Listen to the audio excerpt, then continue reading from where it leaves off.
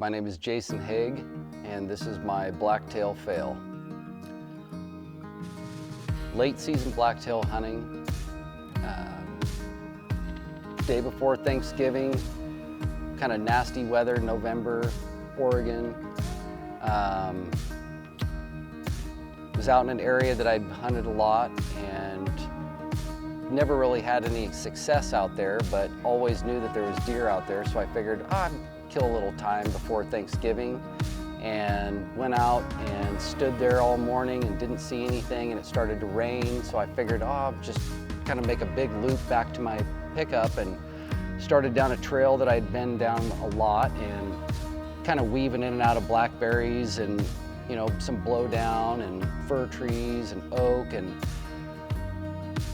kind of worked my way around this corner, and there was a tree that had fallen down, creating this perfect triangle and like a window in the forest. And I'm standing there and I look, and there is the body of a deer, and I go, oh, it's got to be a buck, just based on the size of this thing. I'm just going, it's a buck, it's a buck. And all of a sudden it just raises its head up, and I'm going, oh my gosh, not only is it a buck, it's a giant blacktail. And I'm going, oh my goodness. And he sticks his head back down. I take my rangefinder range, 53 yards, nock an arrow, hook up my release. I'm waiting for a perfect opportunity, and all of a sudden the thing just raises its head up and just is locked in on right where I'm at. And I'm not breathing, all these thoughts are going through my head. I'm getting buck fever. I've got that my leg is starting to bounce uncontrollably, and I'm just thinking, oh my gosh, stop. I'm having to tell myself to take breaths. I'm just a complete wreck. I'm like, this is buck fever. I've got it. I'm like, I've never really had it. I'm going, this is what it is. And I can't even control myself really. So I'm staring at the buck. I'm just shaking, staring at him through my bow, just waiting for a perfect opportunity. And he takes and sticks his head down, and he just lifts it right back up.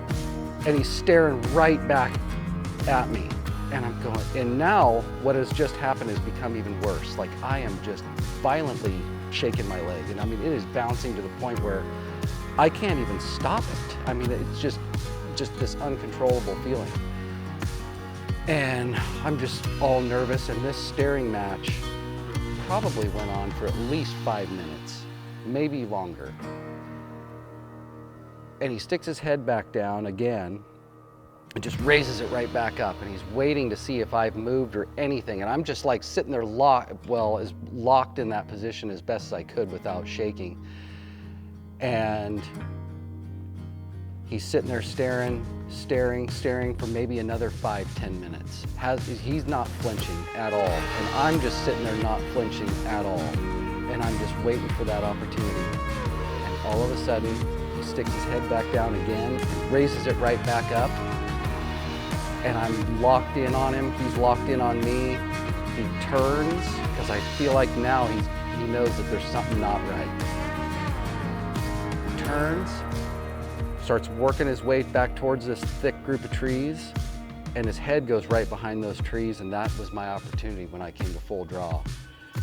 Just came back, settled that pin right on him, hit the release, and I hear that sound of the arrow just smacking all these leaves, and I thought, what in the world just happened? The buck just turns and bounds the opposite direction that it was headed, out of my life forever. And I'm going, what in the heck just happened? Like, that was a dead deer in my mind. I was already making phone calls in my mind, and I couldn't understand what the heck had just happened. So I go over looking for my arrow, never did find it. It's probably still out there in that tall grass. And went back to where I was at, nocked another arrow, came to full draw, kind of figured out where he was at. And my 20-yard pin was right in this branch of, clump of tree, leaves hanging out of the bottom of this oak tree. And it's that one shot I wish I could have back, and that was my fail. just not knowing or not being aware of that sight picture, and knowing that that pin, my 50-yard pin and everything else above it was wide open, but that 20 was right in that clump of trees, or clump of leaves on that oak tree.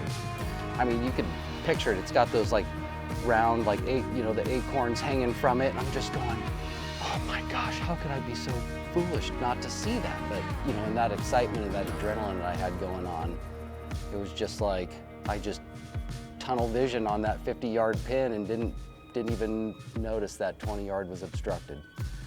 So he's still out there, maybe. No, he's not. That was 10, 12 years ago, so he's probably, if another hunter didn't get him, he probably died of old age.